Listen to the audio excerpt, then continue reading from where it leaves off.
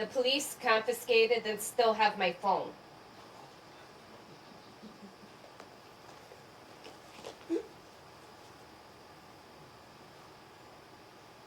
We've been hijacked by terrorists. We are trying to get into the cockpit. Don't be afraid. We will make it. I love you. I wrote straight back, but there was no answer. What did you write? I can't remember exactly. I think it was something like, "Oh God, it's happened." And what happened after you received that text? I showed my phone to a policeman and explained that my husband would never make a joke about that sort of thing. The policeman, he was so young. He looked like a high school kid. And he turned bright red. I remember that very clearly. He called someone on his radio and then took me to a room somewhere behind the security desks. I could tell everyone was very nervous.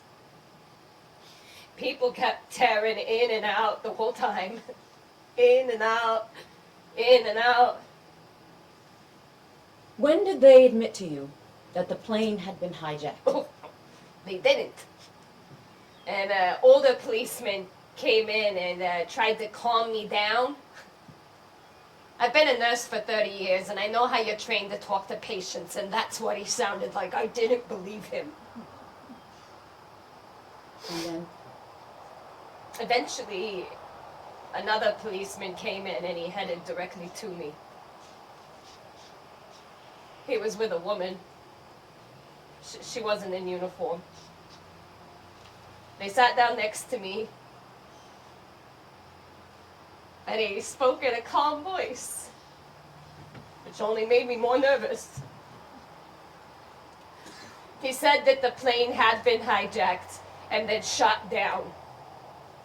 They were looking for survivors. Did you ever find out who that woman was? A psychologist. She asked me if I needed any help, but I didn't want any help. I didn't have a clue what could possibly help. My daughter at my mother's in my childhood bed, not knowing any of this.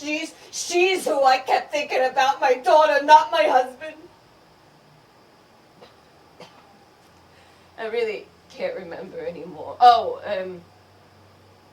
The young policeman, he took me back to the main terminal. He asked if there was anyone who could come and get me. He asked if I wanted him to take me home. He asked if he could walk me to my car.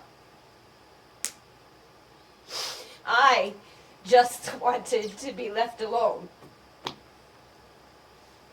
I sat down on a bench, watching escalators, expecting him to come down. Couldn't cry.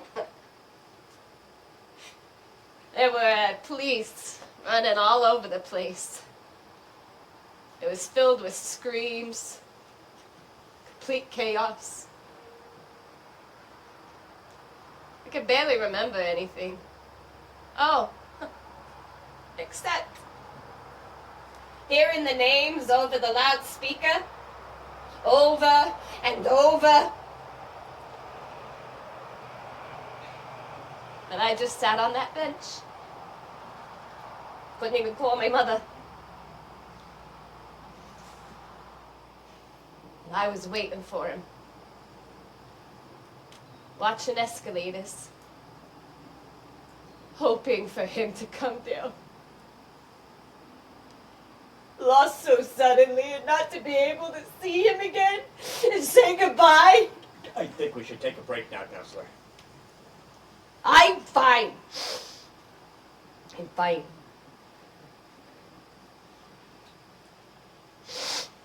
Mrs. Pendleton, one final question, please.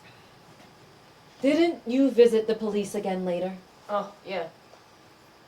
I got a letter All the relatives were invited to visit a hangar at the 105th Air Wing base in Newburgh. And what was there? Oh, that's where all their things were. The personal effects from the wreckage. They were laid out on all these long metal tables. I looked at everything very closely, along with the other lost people. Battered suitcases, watches with only one band, burned briefcases, but nothing of my husband's. But then, at the very back, at the last table, I saw one of my husband's shoes. His left shoe. It was in good condition. No scratches, no blood. My husband always looked after his shoes and always bought expensive ones. I took the shoe from the table. I had to sign for it. Sat next to me all the way home. My daughter's only 7. At the funeral, she asked me, "What's in the coffin if Daddy's not in it?" I didn't know what to say. She was right. We were burying an empty coffin. That's not stupid! Saying goodbye to an empty coffin!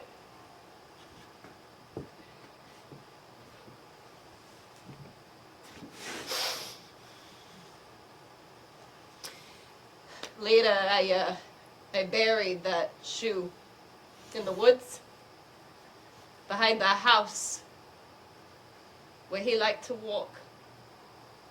I am so sorry, Mrs. Pendleton. That's what everyone says. Sorry. It doesn't mean anything.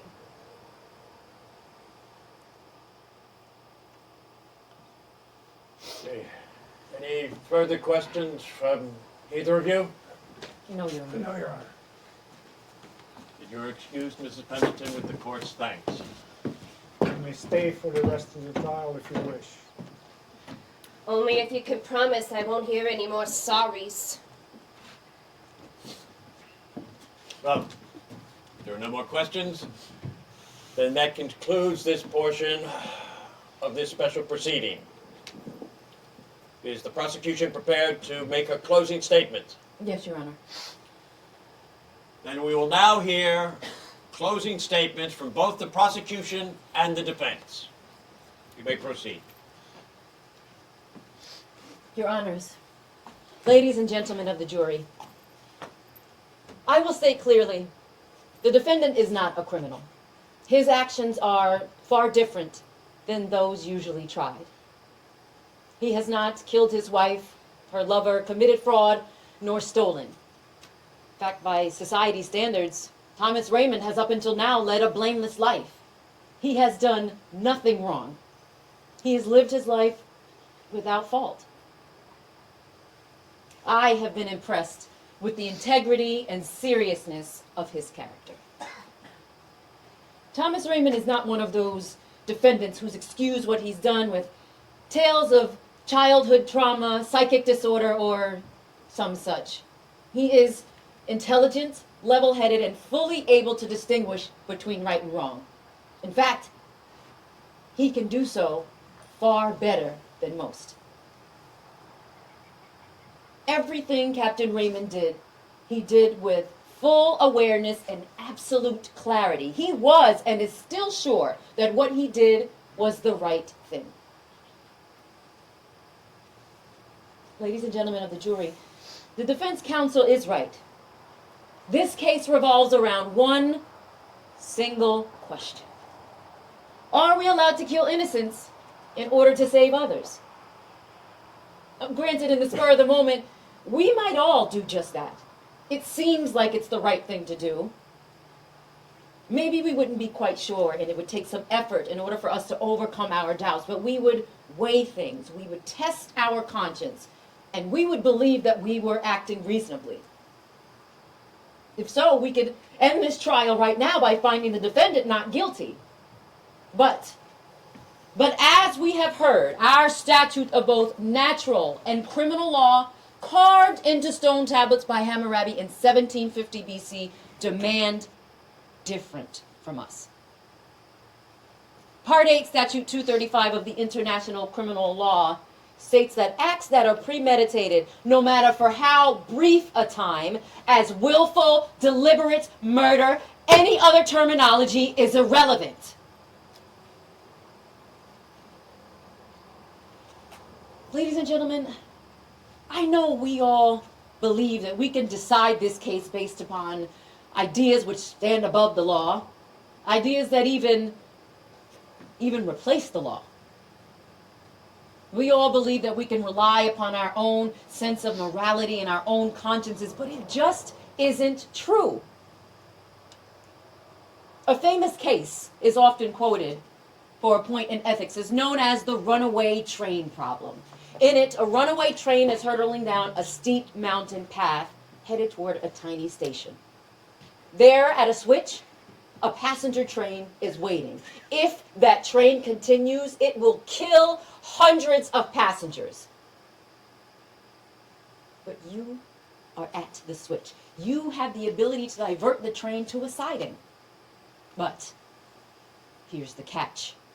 There are 5 hard hats working on repairing the tracks on that siding. If you throw the switch, you will kill those 5 workmen. What would you do? Accept those 5 deaths as a price to be paid? Most of us say, divert the train. Well, what do you say? How many of you say, divert the train and kill those 5 workmen to save the passengers? Let me see a show of hands.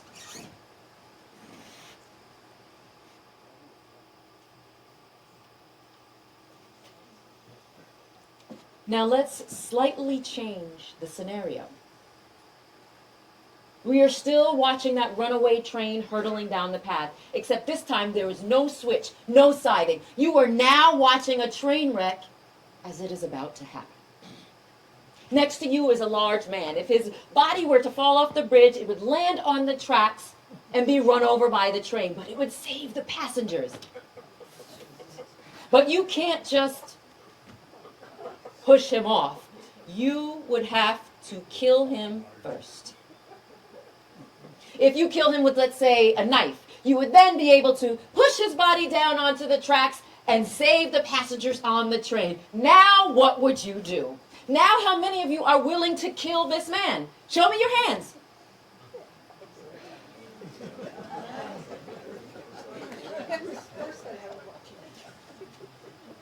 Most of us would not be able to kill this man. But what's changed? Only one thing. You would now have to kill him with a knife in your own hands. And most of us couldn't do it. And we can't. There is no substantial difference between the two situations. In the first case, we were prepared to kill 5 men. Now we say it is impossible to kill only 1.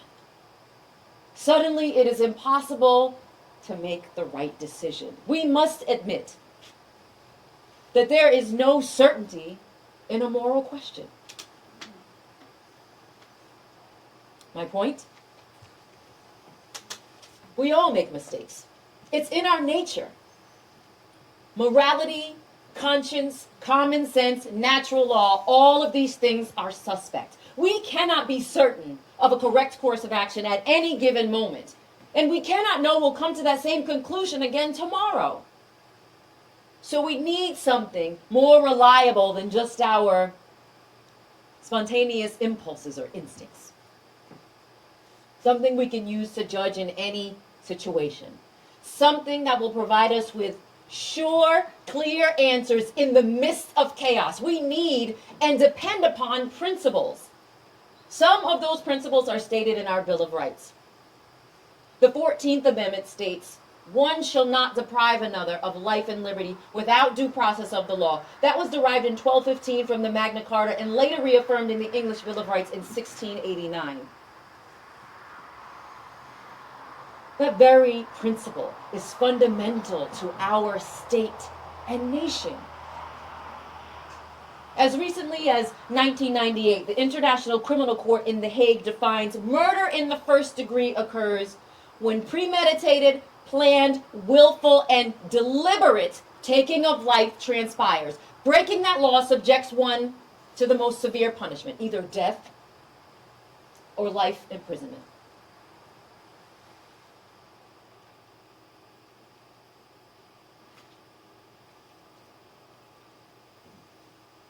Ladies and gentlemen, if we want to have a state and society in which justice is to prevail, the law must also prevail. It is up to you to make sure that law is not breached.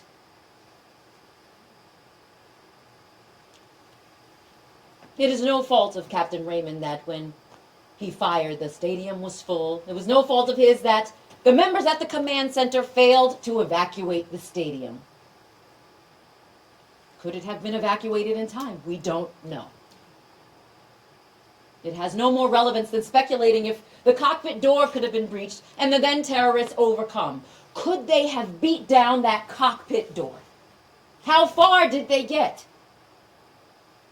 We don't know.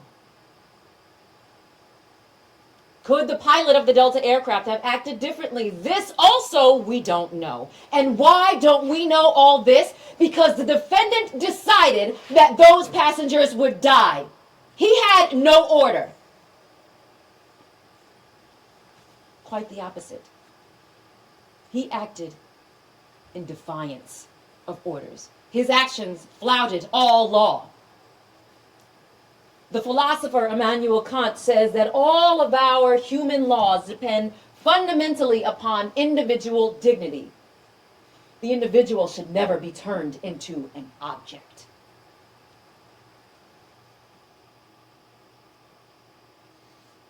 Captain Raymond trained to make the correct decision in the most trying of circumstances. He thought for hours about what he would do, and so now he must bear the consequences. Captain Raymond is not a hero. He is a killer. He denied those passengers their lives. He turned them into objects.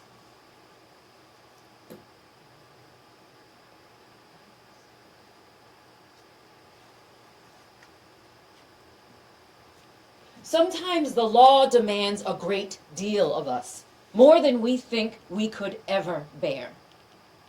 But law is more intelligent than our emotions of fear or anger. If we respect the principles of the law, only then can we live together in an age of terror. Our lives are subject to many dangers. The world around us threatens to collapse, but we must turn to our principles and justice. The defendant has told you that it was right to kill a few people in order to save many. That would mean the law is only there for us during the good times.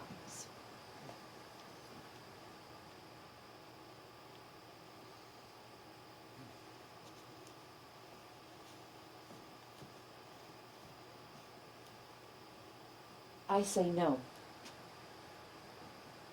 If you find Captain Thomas Raymond not guilty, you declare the history and wisdom of our laws to be worthless. Do you want to live in a world like that? I move that this court find Captain Thomas Raymond guilty of murder in the first degree on 170 counts.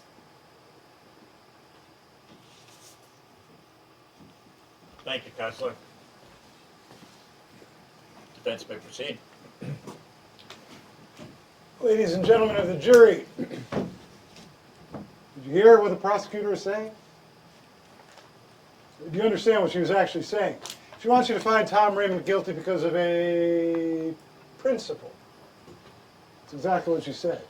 You should put him away for the rest of his life because of a principle. If Tom Raymond had acted on this principle, 70,000 people would have died. Now, I don't care what you call this principle, call it the 14th Amendment, the Magna Carta, Hammurabi's friggin' stone carved code. All I can say is thank God Tom Raymond didn't act on any of those principles. Instead, he did what was right. There's not much more to say. I could stop right now, but I want you to follow me into the prosecution's line of reasoning. And let's see if it really makes sense to act on her principles. Immanuel Kant, who the prosecutor referred to, he wrote an essay on principles. On the right to lie out of love for mankind. The right to lie out of love for mankind. There's a murderer standing outside your front door, holding an axe. Your neighbor has just escaped this man and run into your house. The murderer says he wants to kill this neighbor of yours, and do you know where he is? Now, according to Kant's vaunted principles, ladies and gentlemen, in this situation, you are never allowed to lie. Kant would demand you say, oh, yes, Mr. Murderer, he's inside my house watching TV, have a nice day. And I'm not joking or misstating his position. Kant would demand this, and that's exactly what the prosecution is demanding of you, that you place a principle above an individual. Is it right to place a principle above saving your own neighbor? Think about that for a second, please. Tom Raymond saved 70,000 lives. To do so, he had to kill 170. Is that horrible? Yes. Appalling? Yes. Shocking, terrifying? Yes, yes. Did he have any other alternative? No. Tom Raymond weighed the facts and he made the correct decision. Anyone with any sense must be able to tell that no principle in the world is more important than saving the lives of 70,000 people. Period. Now, having just heard the powerful statement from the prosecutor on the rule of law, you may feel uncomfortable following your conscience instead of some set of principles. I admit that questions of conscience are complex, but they can be answered. That's why we're here today. The question of whether a pilot is criminally liable for shooting down an aircraft, it's important you know this, that has never been specifically examined by the courts. It's up to you to make that judgment. Whether or not Tom Raymond committed a crime, that's entirely up to you. As a matter of precedent, there's an example from 2000 where the courts heard a case regarding conjoined twins. Doctors had determined if they stayed in that state, they would soon die. They wanted to separate the twins, which meant that one of them would definitely die. The parents didn't want this to happen, and the matter came before the courts. The court ruled against the parents, that the stronger one should survive and the weaker one should die. That ruling weighed one individual against another. Interestingly, in his written decision, the judge used the example of an airplane filled with people, but without a pilot, running out of fuel, and on course to crash into a city. He determined that the law would allow that plane to be shot down. Why?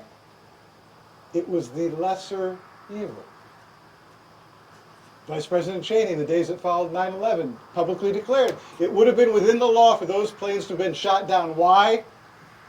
It was the lesser evil. I could go on and on with this, but this is not a lecture. In the world we live in today, we find threats to our society, our freedoms, our very way of life. The terrorists have stated their aim. They want to destroy us. What are we to do? Do we have nothing with which to oppose them? Consider the attacker. Someone whose who's confused, someone who thinks because of some fanatical beliefs he's called upon to commit murder. Does he stop and say, well, what about all the innocent